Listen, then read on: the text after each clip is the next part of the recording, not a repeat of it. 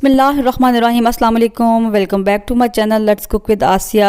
आज मैं आपके साथ बहुत ही मज़ेदार और झटपट से बनने वाले आलू चिकन की रेसिपी शेयर करूंगी। बहुत ही मज़ेदार बनता है, बिल्कुल इसका टेस्ट जैसे कि आप देख कर खा रहे होते हैं। तो कुछ सीक्रेट इंग्रेडिएंट्स हैं, कुछ सीक्रेट मसाले हैं जो कि इसमें जाएंगे, जिससे इसका फ्लेवर जब बढ़ जाएगा बिल्कुल ऐसा होगा जैसे आप देख कर सालन खा रहे हैं। तो बहुत ही मज़े का बनता है। वीडियो को आपने लास्ट तक वॉच करना है ताकि आपको भी प्रॉपर इसकी समझ आ सके और बिल्कुल आप भी ऐसा देख जैसा मज़ेदार आलू चिकन कौरमे की तरह घर पर बना सकें। तो बगैर किसी देर के रेसिपी की तरफ बढ़ते हैं। तो मज़ेदार सा आलू चिकन बनाने के लिए मैंने यहाँ पर 3 मीडियम साइज़ के प्याज लिए हैं। इनको मैं मोटा मोटा रफली काट कर एक पतीले में शामिल कर दिया। इसमें पानी डाल लूँगी और बेसिकली हमने इसको 2-3 उबाले दिलाने हैं। हमने इसको गलाना बिल्कुल नहीं है, बस 2-3 उबाले दिलाने हैं, फिर फ्लेम को ऑफ कर देंगे। असल में होता क्या है कि जब हम प्याज को फ्राई करके तो उसको गोश्त के साथ भूनते हैं तो प्याज को इतना मर्जी भून लें वो गलता नहीं है।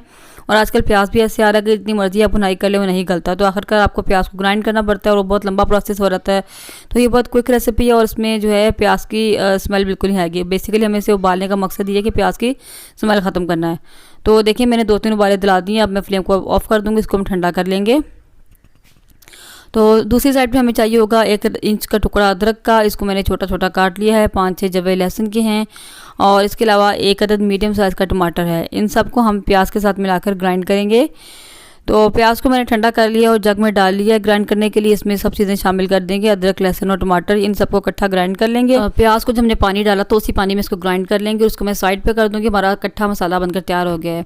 अच्छा, दूसरे मेथड में क्या होता है, जब आप प्याज को कच्चा जो ग्राइंड करके डालते हैं ना बहुत से लोग, उससे क्या होता है कि कच्चेपन की बहुत स्मेल आती है और उसको आप जितना मर्जी बुनाई कर लें वो स्मेल भी ख़त्म नहीं होती है। एक कसैलापन कड़वापन सा उसमें से आता है, तो इसलिए वो काफ़ी मुश्किल काम है। तो ये बहुत इजी तरीका है इस वजह से अगर आप बनाएं तो एक कढ़ाई ले ली है। इसमें मैंने आधा कप घी शामिल किया है। आप चाहें तो ऑयल भी डाल सकते हैं, पर घी में आप बनाएं तो फ्लेवर ज़्यादा अच्छा आता है। इसमें मैंने डाला है 1 बड़ा टुकड़ा दालचीनी का, 1 बड़ी इलायची और 2 छोटी इलायचियाँ। ये जो मसाले खड़े मसाले हैं ये गोश्त की स्मेल ख़त्म करने में बहुत अहम किरदार अदा करते हैं, तो ये आप लाजमी डालें इसमें। और साथ ही मैं इसमें डाल दूँगी जो पेस्ट हमने तैयार की थी प्याज की, अदरक लहसुन और टमाटर की, ये इसमें शामिल कर देंगे। और जो जग में बच जाएगा मसाला उसमें पानी डालकर मैं इसको साइड पे कर दूंगी। इसको हम बाद में भुनाई करते हुए शामिल करेंगे थोड़ा थोड़ा। यहाँ मैंने गोश्त शामिल कर दिया। इसमें तकरीबन आधा किलो से थोड़ा सा ज़्यादा है, ये इसमें डालकर तो हम इसको जो है भूनने के लिए रख देंगे मीडियम टू हाई फ्लेम पर। और इससे क्या होगा, हमारा मसाला भी ड्राई होता रहेगा, साथ गोश्त भी गलता रहेगा और हमारी भुनाई भी अच्छे तरीके से हो जाएगी। तो अब मैं इसमें कुछ पाउडर मसाले शामिल करूँगी। यहाँ पर कुछ पाउडर मसाले मैंने डाले हैं। 1 टीस्पून डाला है नमक, 1 टीस्पून लाल मिर्चों का पाउडर डालेंगे हम इसमें और 1/2 टीस्पून हल्दी डालेंगे। ठीक है, इसको डालकर हम भून लेंगे। और बाकी के जो मसाले हैं सीक्रेट मसाले कुछ हम बाद में शामिल करेंगे। तो स्टार्टिंग में सिर्फ यही मसाले जाते हैं और आहिस्ता आहिस्ता भुनाई करते हुए बाकी मसाले हम इसमें शामिल करेंगे। तो इसको जो है अच्छे तरीके से हम भून लेते हैं। यहाँ मैंने 1/2 टीस्पून पेपरिका पाउडर डाला है। ये सिर्फ खूबसूरत से कलर के लिए है, बिल्कुल ऑप्शनल है। अगर आपके पास नहीं है तो आप इसको मत डालें। तो अब हम इसके अच्छे तरीके से भुनाई कर लेते हैं। तो देखिए 5 से 7 मिनट तक मैंने गोश्त की अच्छी तरीके से भुनाई कर ली। अब यहाँ पर कुछ और मसाले शामिल करेंगे और ये हमेशा भूनते हुए भी शामिल करते हैं मसाले। ये मैंने डाला है 1.5 टीस्पून इसमें सूखा धनिया का पाउडर और 1 टीस्पून डालूंगी ज़ीरा पाउडर। ये मेरे घर पीसे हुए मसाले हैं, मैं बाज़ार के पीसे हुए मसाले नहीं डालती। और आप भी घर फ्रेश पीस के डाला करें, उससे फ्लेवर जो है बढ़ जाता है खानों का। 1/2 टीस्पून मैंने डाला इसमें गरम मसाला। ये मेरा होममेड गरम मसाला है, इसका फ्लेवर इतना अच्छा माशाल्लाह। इसमें कुछ ऐसे मसाले शामिल हुए हैं जिससे कि आपका टेस्ट जो है ना खानों का दोबाला हो जाता है। बिल्कुल ऐसे लगता है कि आप जैसे बाजार का देख का सालन खा रहे हैं। तो इसका लिंक मैं आपको डिस्क्रिप्शन बॉक्स में दे दूँगी, आप वहाँ जाकर मेरे चैनल पर जाकर इसकी रेसिपी देख सकते हैं।